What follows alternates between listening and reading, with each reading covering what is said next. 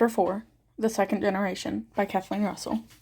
I take my hair out of the braid my mother put it in this morning, and I take out the pin from my dress, putting it on the bedside table, and I sit on the bed in my periwinkle dress. In my periwinkle dress from this morning.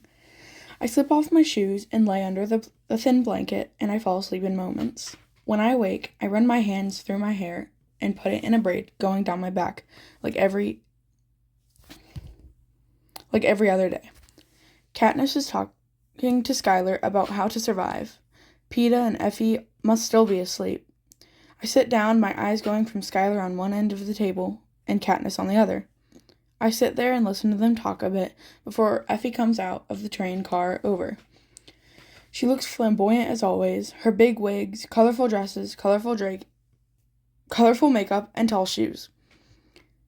I eat a piece of toast and a cinnamon bun before Peeta walks out and sits next to Katniss. I finish eating and look at the Mockingjay pin in my hand before fixing it to my shirt. We arrive at the Capitol, and I look out of the window, seeing a city full of people who don't look real. Colorful clothing, makeup, and features. Katniss, my mother, wasn't wrong when she told me the people from the Capitol don't look real. Almost none of them look human, except a few that have a couple wrinkles, but not a lot.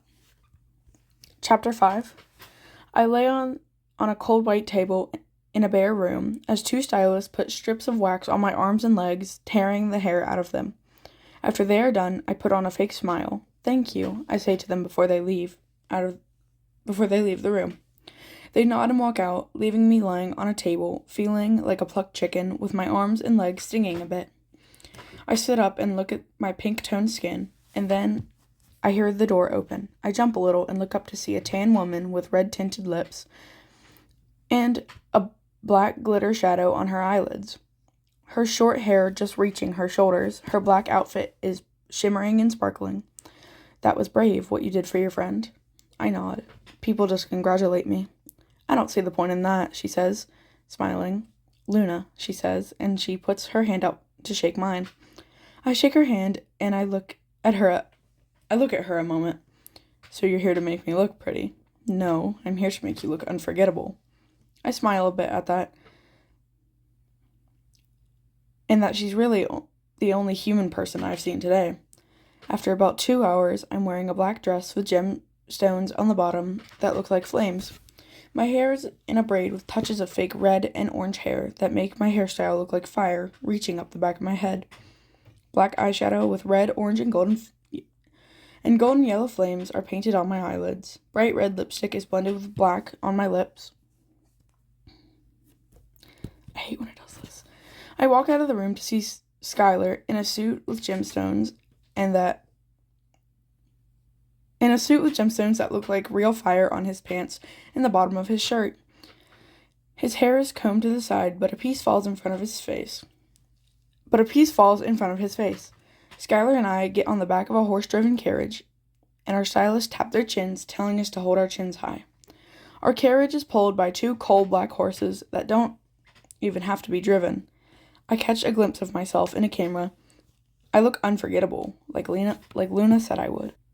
Chapter 6 After the tribute parade, I and Skylar meet up with Katniss, Peeta, and Effie. "You two looked amazing," Effie excitedly exclaims. "They really did," Peeta remarks with a smile on his face. We ride an elevator up to level 12. The levels are according to our district number, so ours is the penthouse. "Go change for supper. It'll be done in an hour," Katniss says as the elevator door opens. I look around at the crystal chandelier hanging from the ceiling above the table. The white carpets and white couch. Fancy chairs, fancy everything. I walk in my room and take my hair out of the braid and take out the orange and red pieces. I scrub the makeup off of my face, and I finally look somewhat normal. I change into a burgundy shirt and black pants, and stand in front of the mirror trying to wrap my head around the fact I may not come home after the games.